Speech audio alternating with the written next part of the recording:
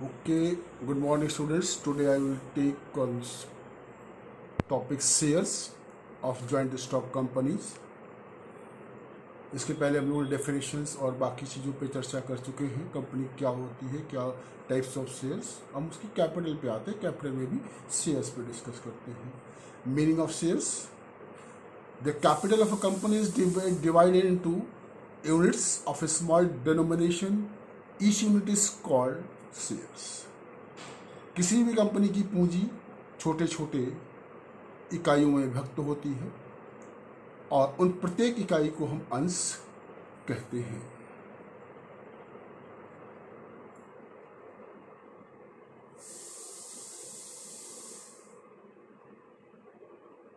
Types of shares: there is two types of the shares. अंश दो प्रकार के होते हैं, उसके आधार पर अंश पूंजी भी दो प्रकार की होती है। पहला प्रेफरेंस शेयर्स, पूर्वाधिकार अंश, और दूसरा इक्विटी शेयर्स, समता अंश। Preference shares means those shares on which there is a preferential rights as A to dividend during the lifetime of the company, or B to represent repayment of a capital on the winding of a company, and C both।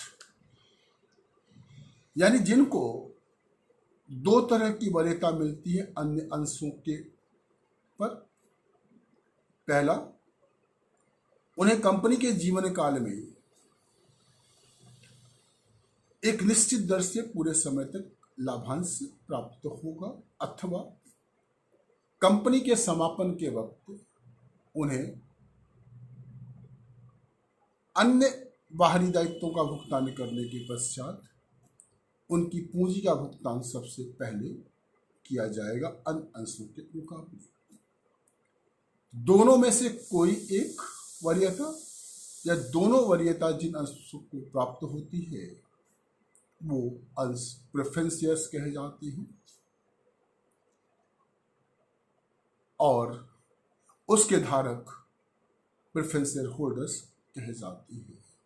So very simple, preference shares are those shares on which there is two types of the preferential rights given, any one or both. That is the first, the dividend at a fixed rate will be given to that shareholders, and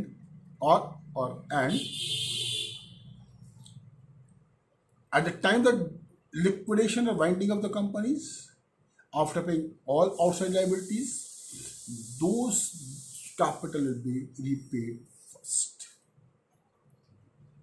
There's different types of the preference shares, different kinds of the पूर्वाधिकार अंश preference shares on the different basis. First is on the basis of the dividend rights, लाभांश अधिकार के आधार पर। पहला होते हैं क्यूमुलेटिव प्रेफरेंस शेयर्स, संचयी पूर्वाधिकार अंश, और दूसरा होते हैं नॉन क्यूमुलेटिव प्रेफरेंस शेयर्स, गैर संचयी पूर्वाधिकार अंश। Cumulative preference shares are those shares to whom year by year dividend is accumulated if company not paid, and the year in which the company goes to declare dividend, all areas will be paid first. These type of shares are called cumulative preference shares। यानी ऐसे पूर्वाधिकार अंश जिनको प्रति वर्ष अगर company लाभांश की घोषणा नहीं करती है तो एकत्रित होते चले जाते हैं, और जिस वर्ष कंपनी लाभांश की घोषणा करना चाहती है, पहले उनके जो पिछले बकाया लाभांश है वो एक निश्चित दर से भुगतान किए जाएंगे। उन्हें हम संचयी पूर्वाधिकार अंश कहते हैं। Second is non cumulative preferences, those shares to whom this type of the facility is not given. Only dividend is paid in the year in which company goes to declare dividend. So on the basis of priority. And if company does not declare the dividend, then that year's dividend is lapsed. These type of shares is called non-cumulative preferences. अर्थात ऐसे अंश जो को अगर company जिस वर्ष लाभांश की घोषणा करेगी उसी वर्ष एक निश्चित दर से प्राथमिकता के आधार पर लाभांश दिए जाएंगे, और यदि कंपनी लाभांश की घोषणा नहीं करती है उस वर्ष का लाभांश नहीं दिया जाएगा, वो खत्म हो जाते हैं। now दूसरा आधार है that is the conversion on the basis of conversion, परिवर्तन के आधार पर। पहला होता है convertible preferences and second is the non convertible preferences. परिवर्तनीय पूर्वाधिकार अंश, गैर परिवर्तनीय पूर्वाधिकार अंश। परिवर्तनीय पूर्वाधिकार अंश का मतलब होते हैं ऐसे अंश पर पूर्वाधिकार अंश जो एक निश्चित समय के पश्चात समता अंशों में परिवर्तित किए जा सकते हैं। उन्हें हम परिवर्तनीय पूर्वाधिकार अंश कहते हैं। Convertible preferences are those shares to whom which are converted in equity shares after a certain period, and it is must be mentioned at time of the issue of the preference shares. Secondly, non-convertible preference shares, those shares to whom this type of the facility is not provided, they are called non-cumulative, non-convertible preference shares. और गैर परिवर्तनीय पूर्वाधिकार अंश वो होते हैं जिन्हें इस तरह के समतांशों में परिवर्तन करने की इजाजत नहीं होती है, वो गैर परिवर्तनीय पूर्वाधिकार अंश कहे जाते हैं। तीसरा, द बेसिस ऑफ रिडम्पशन, शोधन के आधार पर। फर्स्ट होते redeemable preferences and second is irredeemable preferences.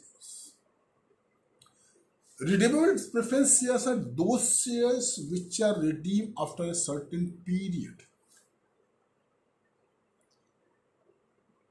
and irredeemable preference shares are those preference shares which are not redeemed during the lifetime of the company.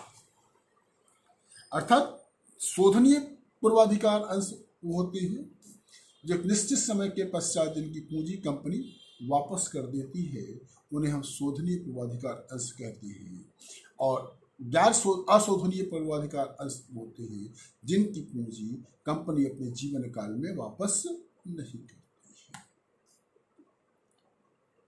Next होता आधार होते हैं on the basis of participation in surplus profit, लाभ के आधिक्य में भागीदारी के आधार पर।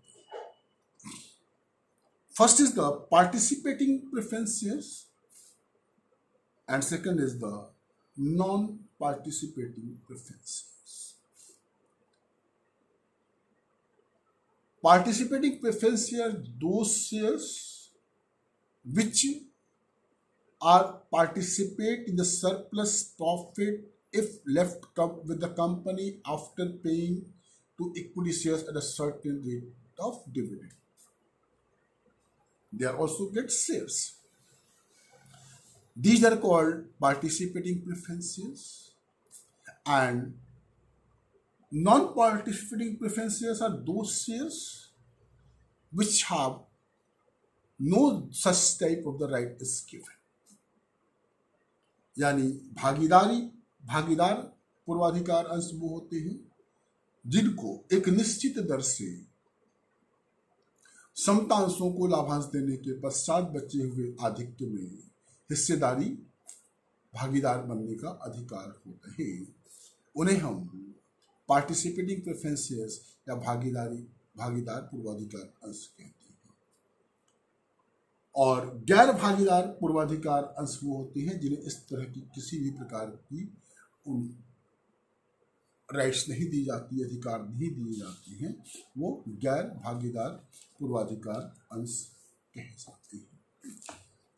So these are the types of the preference shares. Now second type of the share is called equity share, समता अंश। Equity shares are those shares which are not preference right shares, यानी अन्य सभी पूर्वाधिकार अंशों को छोड़कर बाकी सभी अंश समता अंश कहे जाते हैं। The shareholders of such shares are entitled to a dividend or share in the property after the preference shares are paid, यानी इस प्रकार के अंशधारियों को पूर्वाधिकार अंशों को लाभांश देने के पश्चात लाभांश मिलता है और कंपनी की समापन की स्थिति में पूर्वाधिकार अंशों की पूंजी वापस करने के पश्चात उन्हें अपनी पूंजी वापस मिलती है। Equity is the risk capital of a company. समता कंपनी की जोखिम पूंजी होती है। Because there will be no fix rate of dividends to pay on the equity shareholders. This may vary from year to year, and in case company get the losses goes to the equity shareholders. And if no profit is left, the company, these shares are not getting anything. Now we discuss the difference between the preference shares and equity shares. It is very easy because after this study. तो पूर्वाधिकार अंश और समता अंशों में क्या अंतर है? First, on the basis of the rate of dividend. So preference shares have preferential right to get dividend. They get dividend before any dividend is paid to equity shares. पूर्वाधिकार अंशों को लाभांश से प्राप्त करने का ये प्रथम प्रायोरिटी आधार पर या वरीयता के आधार पर अधिकार होता है। वो समता अंशों को लाभांश का भुगतान करने से पहले अपना लाभांश प्राप्त करते हैं। While जबकि dividend on equity shares is paid on or paid after payment of preference dividend, and that too if there is surplus. जबकि समता अंशधारियों को लाभांश पूर्वाधिकार अंशों के को लाभांश भुगतान करने के पश्चात दिया जाता है यदि आधिक्य बचता है। दूसरा, on the basis of rate of dividend, लाभांश दर के आधार पे। So the rate of dividend on the preference shares is fixed, while the rate of dividend is not fixed in case of equity shares. पूर्वाधिकार अंशों पे लाभांश की दर निश्चित होती है जबकि समता अंशों पे लाभांश की दर निश्चित नहीं होती है। तीसरा अंतर है on the basis of refund of capital, पूंजी वापसी के आधार पर। So in case of the winding of the company, preference shareholders enjoy the right to get their capital back before the capital is returned to equity shareholders. While in case of winding of the company, equity share capital is refunded only after the payment of the preference share capital. अर्थात company की समापन की स्थिति में पूर्वाधिकार की अंशधारियों की पूंजी समता अंशधारियों की पूंजी वापसी से पहले की जाती है, जबकि समता अंशधारियों की पूंजी पूर्वाधिकार अंशधारियों की संपत्ति पूंजी के भुगतान करने के पश्चात अगर संपत्ति बचती है तो किया जाता है। Now the basis of redemption, शोधन के आधार पर preference shares are to be redeemed within the period of 10 years or as per terms, while equity shares cannot be redeemed during the lifetime of the company. पूर्वाधिकार अंश अगर sir पूर्व से mention है कंपनी के डॉक्यूमेंट्स में तो 10 वर्षों के अंदर वापस की जा सकती है, जबकि समता अंशधारियों की पूंजी कंपनी के जीवन काल में वापस नहीं की जाती। Next, on the basis of participation the management, प्रबंध में भाग लेने के आधार पर preference share holders have no right to participate in the management of the company, while equity shareholders have full right to participate in the management of the company. पूर्वाधिकार अंशधारियों को कंपनी के प्रबंधन में भाग लेने का अधिकार नहीं होता, जबकि समता अंशधारियों को कंपनी के प्रबंधन में पूर्ण रूप से भाग लेने का अधिकार होता है। Next, on the basis of voting right, मत देने के अधिकार के आधार पर preference share holders can vote only in specific circumstances, while equity shareholders have full right to vote in all circumstances. पूर्वाधिकार अंशधारियों को विशेष परिस्थितियों में ही मत देने का अधिकार होता है, जबकि समता अंशधारियों को हर परिस्थिति में मत देने का अधिकार होता है।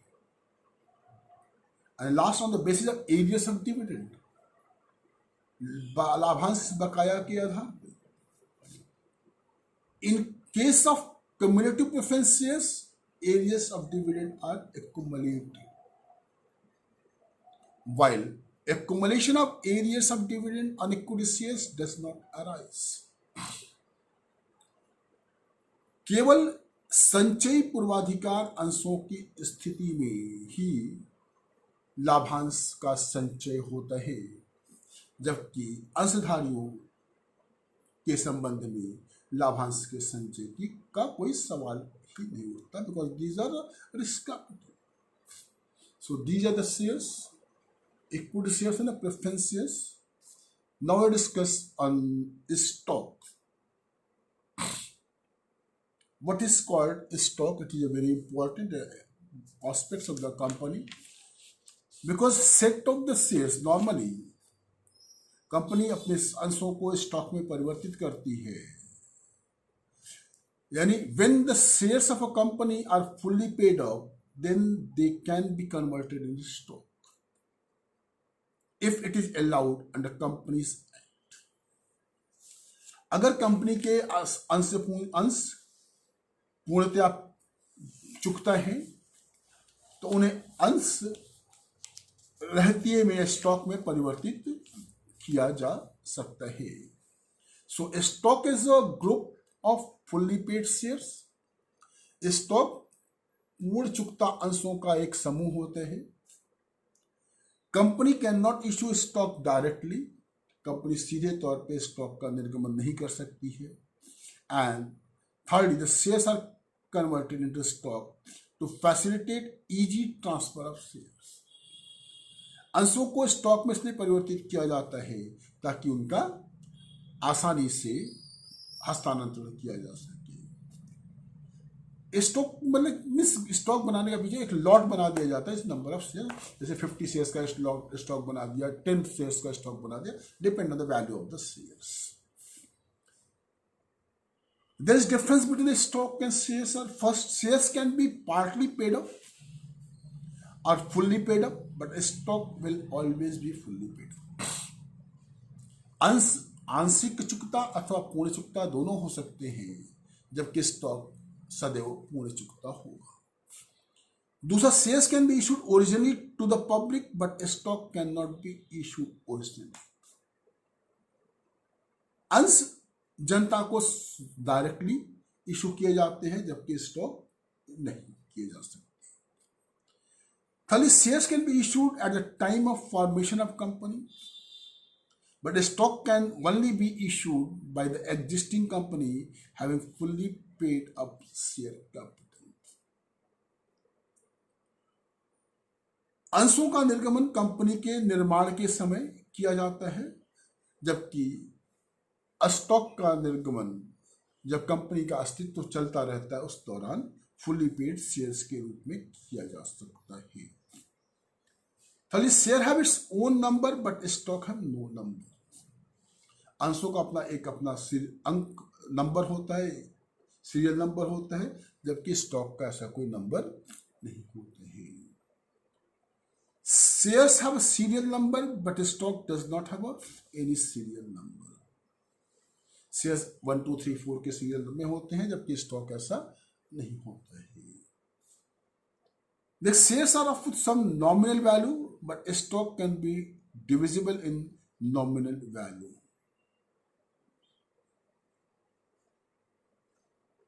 Okay? शेयर्स का अपना फेस स्वमूल्य होता है, फेस मूल्य होता है, जबकि स्टॉक को नॉमिनल वैल्यू से डिवाइड करके नंबर ऑफ अंश बताए जा सकते हैं।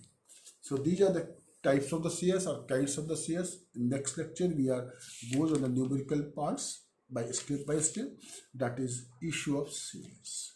Okay, so all of us students please carry on all the theory part of the issue of shares of the company. Thanks.